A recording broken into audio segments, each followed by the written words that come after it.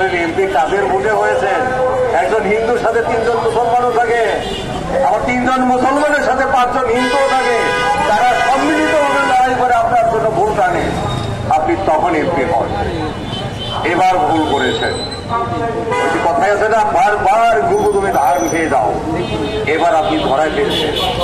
আপনি যদি, আমি বিশ্ব হিন্দু ফেডারেশনের সভাপতি, আন্তর্জাতিক প্রতিষ্ঠানের সভাপতি, যে প্রতিষ্ঠান 28টা রাষ্ট্র নিয়ে কাজ করে, আমি বাংলাদেশ চ্যাপ্টারের সেই সভাপতি হিসাবে বলে যাই, আগামী সোমবার, রোববার, মঙ্গলবার, এই যে 2 দিন 3 দিন সময় দিয়েছেন না, 3 দিন, এর মধ্যে যদি আপনি ক্ষমা প্রার্থনা করে আপনার কর্তব্যকে ঊর্ধ্ব না করেন, আপনার বিরুদ্ধে আইনগত ব্যবস্থা নেওয়া হবে, এটা চিরসত্য কথা। সেই সাথে বিশ্ব হিন্দু ফেডারেশনের পক্ষ থেকে আপনার বিরুদ্ধে আপনার রাজনৈতিক এলাকায় সমস্ত সংগঠনের প্রতিনিধি দিয়ে তারা প্রচারণা চালাবে, যাতে আপনাকে কেউ আর ভোট না দেয়। আমরা এইভাবেই শুধু বসে থাকবো না, হিন্দুদের আর কিছু না থাক, তাদের মাথায় একটু ঘিলু আছে, কিভাবে ঘায়েল করতে হবে আপনাকে, কিভাবে আপনাকে ওখান থেকে বঞ্চিত করা হবে, সেটা আপনি ভেবে দেখবেন। আমি অল হিন্দু ফেডারেশনের একজন প্রতিনিধি, আন্তর্জাতিক প্রতিষ্ঠানের বাংলাদেশ চ্যাপ্টারের সভাপতি হিসাবে আপনাকে হুঁশিয়ার করে দিয়ে গেলাম, আপনি 2 দিনের মধ্যে আপনি আপনার বক্তব্য প্রত্যাহার করে জাতির কাছে ক্ষমা প্রার্থনা করবেন। ধন্যবাদ সবাইকে। আমরা কয়েকজন মিলে আমাদের এই হিন্দু পরিষদের মুখপাত্র বাদী হয়ে একটা লিগাল নোটিশ দিয়েছিল। সেই লিগাল নোটিশে উনি তো কারো সন্তোষজনক উত্তর চাই নাই। আমরা বলতে চাই, হিন্দুদের দেশে বসে আসে যাই, কোনো অন্যায়ের কাছে মাথা নত করে না, ভবিষ্যতে করবে না। আপনি যে কথাটা বলছেন, এই কথাটা অতি সত্য যদি উত্তর না করেন, হিন্দুরা কিন্তু কঠোর পদক্ষেপ গ্রহণ করবে। আমরা যত প্রকারের আইনি পদক্ষেপ আছে, সব প্রকার আইনি পদক্ষেপ গ্রহণ করতে বাধ্য হব। বিগত দিনে দেখা গেছে, যদি কোনো সংখ্যালঘু কোথাও কিছু বলে থাকে, মিথ্যা আইডি দিয়ে তার নামে অন্য ধর্ম অবমাননার অভিযোগ দিয়ে তাকে গ্রেপ্তার করা হয়েছে, তাকে নির্মম নির্যাতনের শিকার করা হয়েছে। অথচ এই ধরনের কথা বললে একজন সংসদ সদস্য, কোনো প্রশাসনের লোকজন বা কোনো কর্তৃপক্ষ তার কোনো ব্যবস্থা নেয় নাই। আমি প্রশাসনের প্রতি ধর্মীয় অনুরোধ করব, আইনি পদক্ষেপ গ্রহণ করুন, তার বিচার করুন। এবং যে আমাদের সাংবাদিক ভাইরা আছে, আপনারা বিভিন্ন সংবাদ মাধ্যমে এই কথাগুলো প্রচার করে দেবেন যে সংখ্যালঘু নির্যাতনের হচ্ছে বাংলাদেশে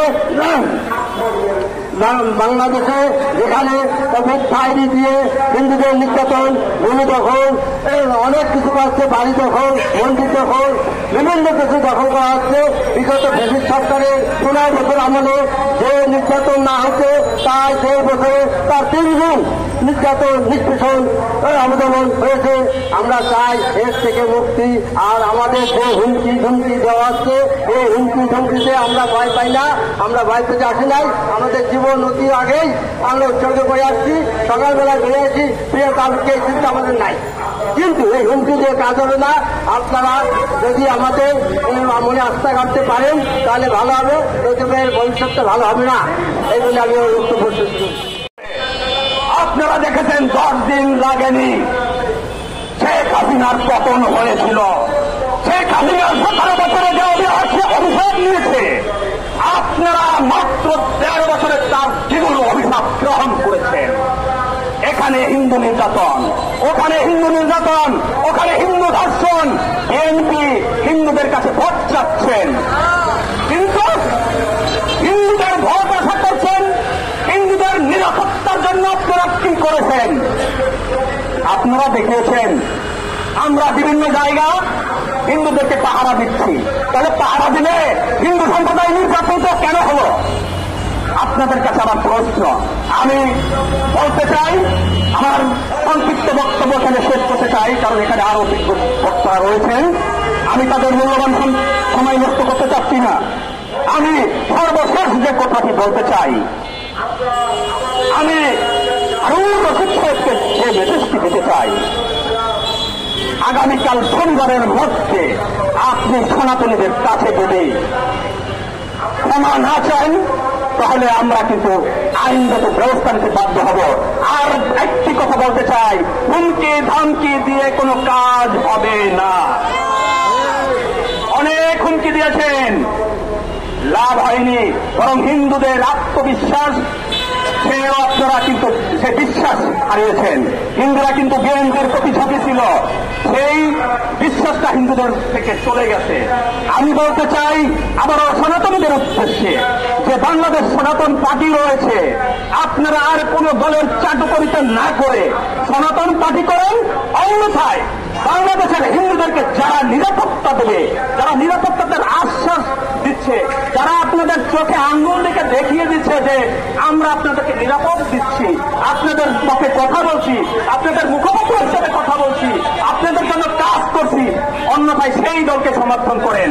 এই বলে আমার সংক্ষিপ্ত বক্তব্য আমি শেষ করলাম। সবাই ভালো থাকবেন। জয় মুক্তিযোদ্ধা।